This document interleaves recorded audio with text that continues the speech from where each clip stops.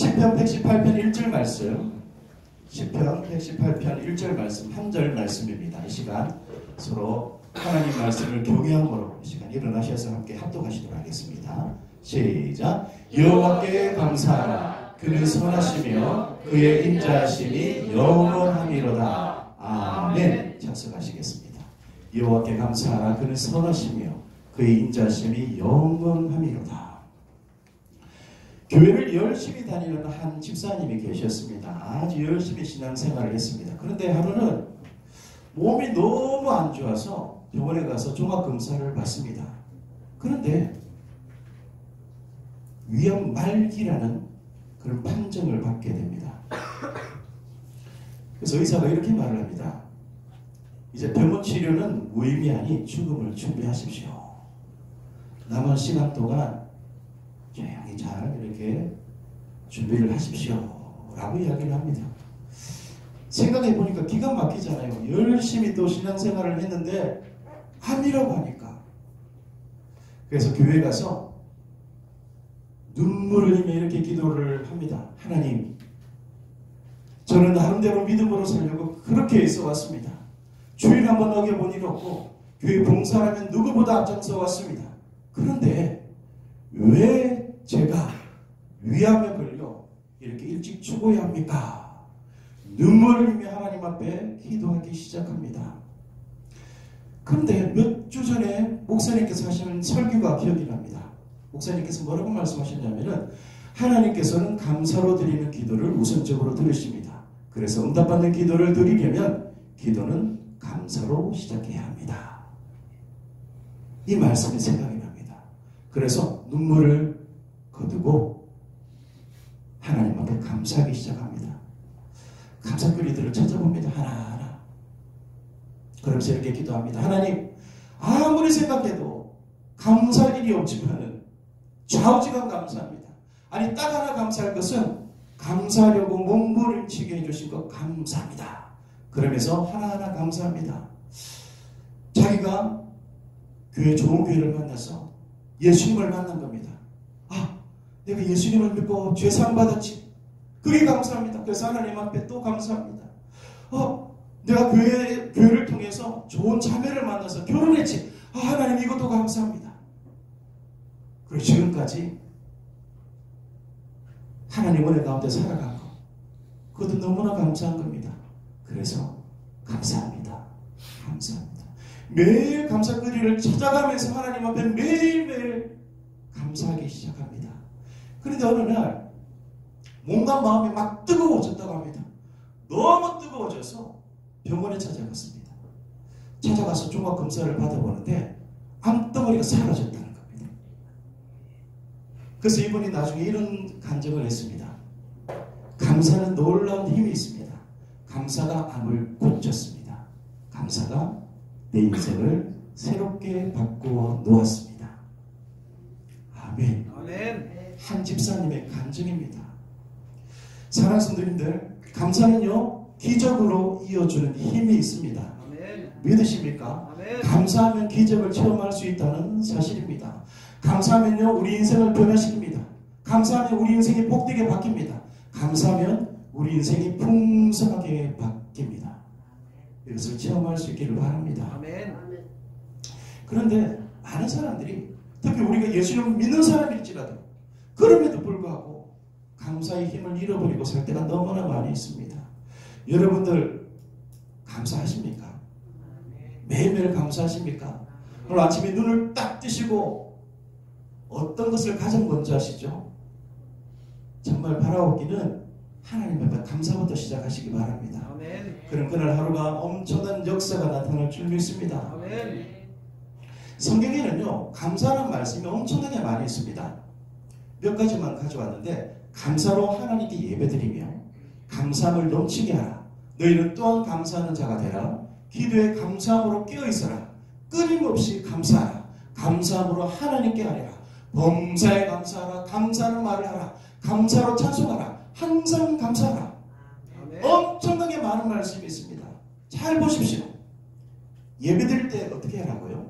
감사로 예배드리라고 했습니다. 아멘. 찬송할 때 어떻게 하라고요? 감사로. 감사함으로 찬송해라고 했습니다. 내가 말을 할 때도 어떤 말을 하라고요? 감사하는 말을 하라고 그랬습니다. 그래서 범사에 항상 감사하라 라고 하나님께서 명령을 하셨습니다. 왜 하나님께서 감사하라고 명령하셨을까요? 우리 지금 상황이 너무나 어려운데 하나님께서 우리를 힘들게 하시기 위해서, 놀리기 위해서 이렇게 감사하라고 명령하셨을까요? 결코 아닙니다. 하나님께서 감사하라고 명령하신 이유는요, 감사에 하나님께서 담아놓으신 놀라운 힘이 있는데 그것을 알게 하시고 그것을 받아 누리게 하시기 위해서 감사 좀 해라. 감사 속에 놀라운 힘을 내가 넣어놨는데 왜 감사하지 않냐? 너는 나의 자녀들이잖아. 왜 감사하지 않니? 감사 좀 해라. 감사해서 그 감사 속에 있는 힘을 받아 누리고 살아라. 하나님께서 그래서 감사라고 여기저기에서 명령하고 계시고 있는 겁니다. 여러분 축복하기는 여러분 삶 가운데 이 감사가 넘쳐나시길 축복합니다. 아멘. 그래서 감사에 담겨있는 놀라운 힘을 매일매일 누리고 사실 수 있기를 바랍니다. 아멘. 그러면은 이 감사의 힘이 뭘까요? 하나님께서 감사의 힘을 숨겨두셨다고 그랬는데 이 감사의 힘이 뭘까요? 우리가 감사하는 어떤 능력들을 누릴 수가 있을까요? 첫 번째는요, 감사의 힘은 하나님을 움직이는 힘입니다. 아멘. 내가 감사하면은 하나님께서 역사해 주십니다. 아멘. 하나님께서 나를 도와주신다는 사실입니다. 역대하 20장 21절 22절에 보면 이런 말씀이 있습니다. 백성과 더불어 의논하고 도래하는 자들을 택하여 거룩한 예복을 입히고 군대 앞에서 행진하며 여호와를 찬송하여 이르기를 여호와께 감사하세 그의 인자하심이 영원하도다 하게 하였더니 그 노래와 찬송이 시작될 때에 여호와께서 복병을 두어 유다를 치러 온 암몬 자손과 모압과 세일산 주민들을 치게 하심으로 그들이 패하였으니. 아멘. 이 남유다 여호사밧 왕이 다스릴 때입니다. 이 이스라엘이 북이스라엘과 남유다로 이렇게 나눠졌었거든요. 우리나라 같이. 그때 남유다의 여호사밧 왕이 그 나라를 통치하고 있었는데 그 주변에 있는 암몬, 모압, 마온 나라가 연합해서 이 유다를 공격해 온 겁니다. 아주 심각한 일이죠. 나라가 사라질 위기에 처해져 있습니다. 그때 이 여호사밧 왕이 가장 먼저 한 일이 뭔지 아십니까? 모든 신하들을 데리고 하나님 앞에 나와서 금식 기도를 합니다. 전쟁이 코앞에 닥쳤는데 하나님 앞에 금식 기도, 밥을 먹지 않고 하나님 도와주십시오 하고 기도합니다. 열심히 기도했더니 하나님의 영이 이 야시엘이라는 사람한테 임합니다. 그리고 그 야시엘을 통해서 이 전쟁을 승리할 수 있는 비법을 알려줍니다. 하나님께서 알려주시는데 뭔지 아십니까? 감사운동을 해라. 잘 생각해 보십시오. 세 나라가 연합해서 쳐들어왔습니다. 그러면 제일 먼저 무엇을 해야 될까요? 저 당시에 성벽을 더 두껍게 쌓고 전쟁 무기를 막 이렇게 준비를 해야 됩니다. 그리고 어린 사람들도 다 모아서 전쟁 준비를 해야죠. 그런데 무엇을 해라고요? 감사하는 겁니다. 여호사밧 왕이 어떻게 했을까요? 이 여호사밧 왕은 하나님을 믿었습니다. 그래서 백성들을 이끌고 이 전쟁이 벌어지고 있는 드고아로 갑니다. 가서 하나님 말씀대로 여호와께 감사하세 그의 인자하심이 영원하도다 하고 감사 찬송을 부르기 시작합니다. 이 찬송으로 불렀거든요. 어떻게 불렀을까요? 아마 제 생각에는 트럼펫같이 강렬한 드럼같이 좀 웅장한 그런 소리로 찬양대를 동원해서 하나님을 높였던 것 같습니다. 여호와께 감사하세 그의 인자하심이 영원하도다. 참 멋졌을 것 같아요. 근데 그렇게 맨몸으로 나가서 찬송을 했더니 하나님께서 복병을 준비하셔서 그 적들을 막 치시기 시작합니다. 그랬더니 이 적들이 자중질환이 일어나서 자기들끼리 서로 싸웁니다. 그래서 서로 죽입니다.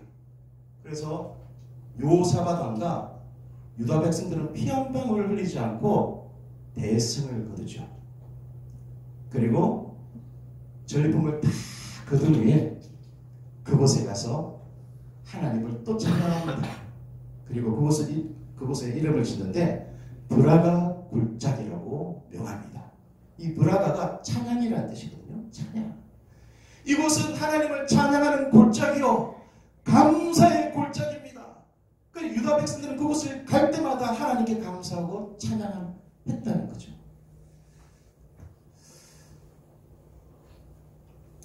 사랑하는 성도님들, 감사는요 하나님을 움직입니다. 내가 감사하지 않아서 하나님이 역사하시지 않는 거지, 내가 감사 기도하고 감사 찬송하기 시작하면은 하나님께서 우리를 위해서 일해 주신다는 사실입니다. 우리가 살아가다 보면은 위기를 만납니다. 이 중에도 어떤 문제 가운데 있는 분이 있을지 모르겠습니다. 사람이기 때문에 위기도 만나고 문제도 만납니다. 그런데 그때 원망하고 불평하면 하나님께서 간섭하지 않으십니다. 그런데 그 상황 속에 감사하기 시작하면은 하나님께서 역사하십니다.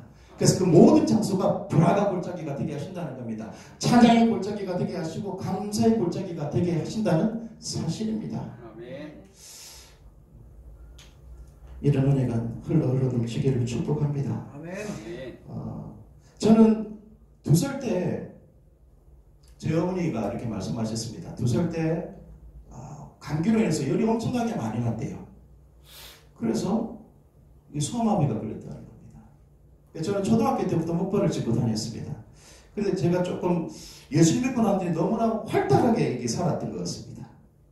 외향적으로 바뀌고, 그래서 뭐 어디 가면은 뭐 회장도 하고 여러 것들을 많이 했죠. 학교 가서도 그렇게 했고, 그렇게 하다가 하나님께서 목사로 소명을 이렇게 부어주셔서 신학대를 가서 공부를 하고 목사가 됐습니다. 그리고 하나님께서 광명에 또 개척을 또 명하셔서 광명에 개척을 했는데, 열심히 사역하다가 하루는 교회를 가는데 잠시 어지랬어요. 어지러워서 넘어졌는데 조금 나은 왼쪽 다리가 조금 나은데 이 왼쪽으로 넘어져서 부러져 버렸습니다. 그래서 이게 수술을 한 사진인데, 이 다리에는 정강뼈가 있고 비골이 있습니다. 여러분 아십니까? 비골이나 조그만 뼈가 있더라고요. 그 2개가 딱 부러졌어요. 그때가 주일이라서 아내하고 아이들은 먼저 보냈습니다. 먼저 차량 운행도 해야 되고 해서 먼저 보내고, 저는 저 혼자 119를 불러서 병원에 입원했습니다. 또 주일은 수술을 안 하잖아요.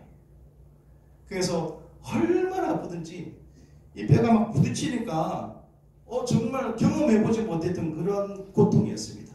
그래서 거기 119 구급대원에 제일 먼저 무엇을 하냐면 이것을 느리더라고요. 안 부딪히게 뼈끼리. 그래서 하루 뒤에 의사 선생님을 만나고 수술을 했습니다. 제가 병원에 입원을 하고 제일 먼저 든 생각이 뭔지 아십니까? 3층 예배당은 어떻게 올라가지? 이거였습니다. 제가 처음 개척했을 때 우리가 저쪽에 3층 건물에 3층에 예배당이 있었거든요. 그 계단 올라가야 되는데 어떻게 해야 되지? 이게 먼저 생각이 나는 겁니다. 그때 제가 2 팔을 봤습니다. 나에게 아직 건강한 팔이 있구나. 그래서 하나님 앞에 이렇게 감사했습니다. 하나님, 그래도 튼튼한 2 팔을 남겨주셔서 감사합니다. 이 감사를 하나님께서 들어주신 것 같습니다. 그 뒤에 안양에 모 교회가 있습니다. 우리 교회를 개척 인준을 해준 모 교회가 있는데, 그게 원로 목사님께서 오셔서, 원로 목사님이 무슨 돈이 있겠습니까? 500만을 주고 하셨습니다. 주시면서 뭐라고 말씀하시냐면은 땅을 두고 기도합시다 라고 말씀하셨어요.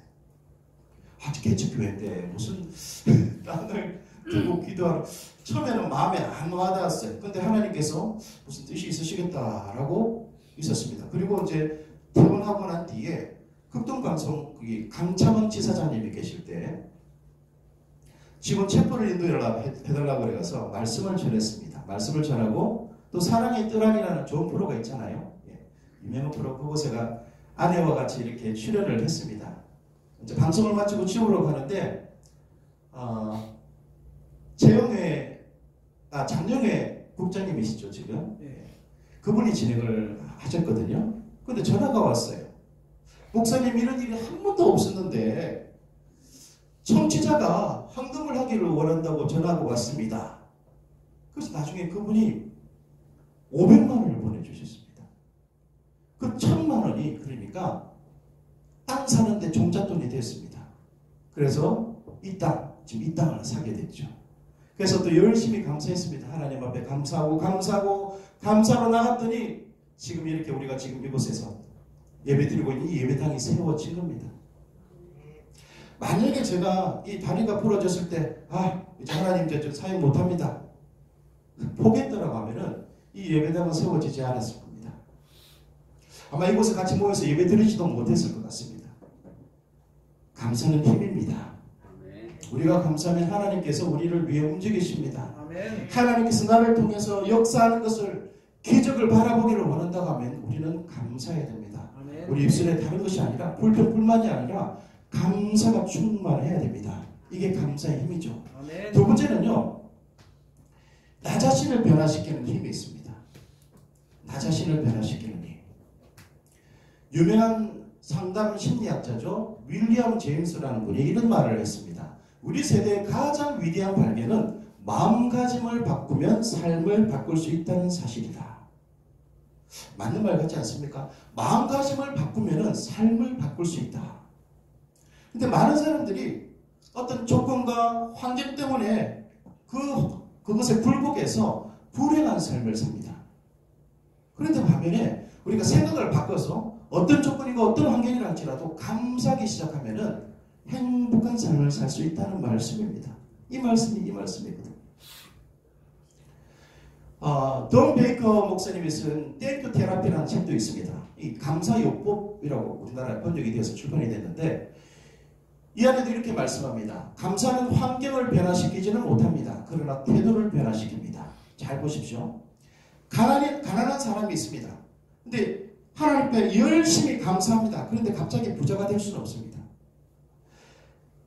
장애인이 있는데 열심히 감사합니다. 그렇다고 정상인이 될 수는 없습니다. 갑자기 정상인이 될 수가 없죠. 얼굴 못생긴 사람이 아무리 감사한다 하더라도 미남미녀가 될 수는 없습니다. 그런데요, 감사하기 시작하면은 아무리 어렵게 산다 할지라도 감사하게 산다고 하면은 부자보다도 더 행복한 삶을 살 수 있게 된다는 겁니다. 장애를 가지고 있다 할지라도 그 상황 속에서 하나님께 감사하면은 정상인보다 더 행복하게 살 수 있다는 사실입니다. 내 얼굴이 아무리 못생겼다 할지라도 내가 하나님 앞에 감사하면은 미남미녀보다 더 행복한 삶을 살 수 있게 된다는 사실입니다. 이 책에 보면은 예화가 나옵니다. 이 캐롤이라는 사람이 나오거든요. 이 여인은 32세입니다. 그런데 6세 어린아이 크기입니다. 그러니까 32살인데 어린아이 크기입니다. 사진에서 보시다시피 다리와 팔이 없습니다. 이렇게 태어났습니다. 그런데 매일 웃고 삽니다. 늘 밝게 삽니다. 그래서 어떻게 그렇게 살 수 있습니까? 라고 물어봤을 때 이분이 이렇게 이야기를 했습니다. 하나님께서 내가 이런 몸으로 태어나는 것을 허락하셨습니다. 만일 하나님께서 허락하셨다면 거기에는 분명한 이유가 있을 것입니다. 내가 이것을 깨닫게 됐습니다. 그러자 불평과 원망이 사라지고 하나님을 찬양하고 감사할 수 있었습니다. 그 감사가 내 인생을 새롭게 살게 해 주었습니다. 여러분 이렇게 고백하실 수 있습니까? 하나님께서 내가 이런 몸으로 태어나는 것을 허락하셨습니다. 요즘 애들, 청소년들 거울 보면서 내 코가 왜 이렇게 생겼어? 이런 애들 있잖아요.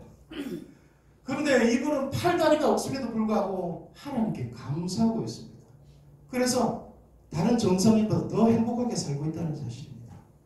그리고 아주 유명한 사람을 소개합니다. 안드레아 보첼리. 잘 아시죠? 유명한 성악 가수잖아요.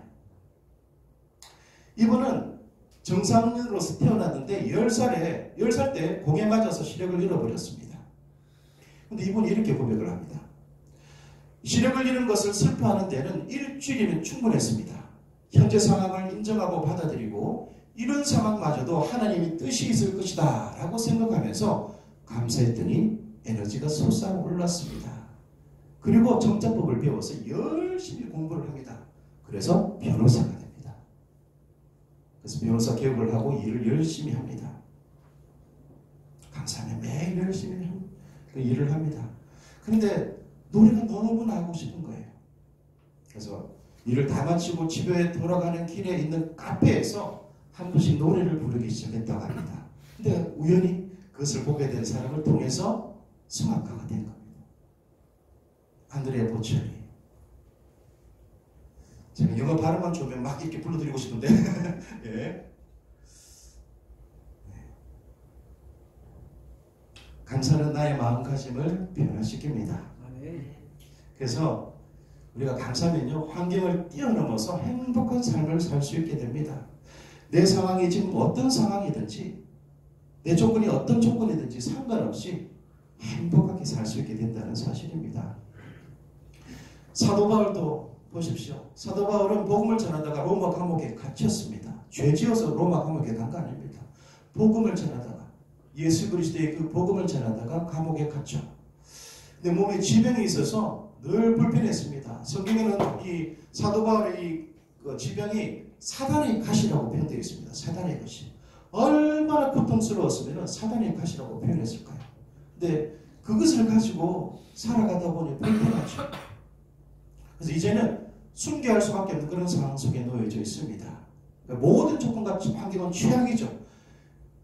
그런데 이 감옥 안에서 다른 교회에 보낸 편지들이 있는데 그것을 옥중서신이라고 합니다. 그곳에 모두가 감사로 표현되어 있습니다. 감사. 한 절씩만 보면 이렇습니다. 에베소서, 내가 기도할 때에 너희로 말미암아 감사기를 그치지 아니하고, 빌립보서, 내가 너희를 생각할 때마다 나의 하나님께 감사하며, 골로새서, 우리가 너희를 위하여 기도할 때마다 아버지께 감사하노라. 빌레모서 같이 한번 읽어볼까요? 시작. 내가 항상 내 하나님께 감사하고 기도할 때에 너를 말하노라. 아멘. 상식적으로 감옥 안에 있는 사람이 감사를 많이 해야 되나요? 감옥 밖에 있는 사람이 감사를 많이 해야 되나요? 그게 상식적이죠. 근데 감옥 속에서 죽어가고 있는 이 사도 바울이 감옥 밖에서 자유를 누리고 있는 사람들에게 말합니다. 감사 좀 하십시오. 저는 감사합니다. 저는 이곳에서도 만족합니다. 왜냐하면 하나님께서 나와 함께 하시기 때문에. 여러분도 하나님과 함께 하십니다. 감사하십시오. 아멘. 감사하는 삶.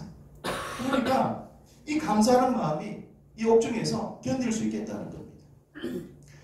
여러분, 사도 바울보다 지금 못한 삶을 살고 계십니까? 나은 삶을 살고 계십니까? 엄청나게 낫죠? 건강하시고 또 젊으시고. 예, 요즘 우리나라 얼마나 잘 삽니까? 부족한 게 별로 없잖아요. 감사할 거리가 정말 너무 많습니다. 그럼에도 감사하지 않습니다. 여러분, 감사의 힘이 흘러 넘치기를 축복합니다. 아멘. 감사는 하나님께서 여러분을 위해서 일하십니다. 아멘. 그럼 나 자신이 변화되어서 내가 어떤 상황 속에 놓여 있다더라도 감사하게 될 겁니다. 우리 시간 말씀을 묵상하시면서 하나님 앞에 잠시 기도했으면 좋겠습니다.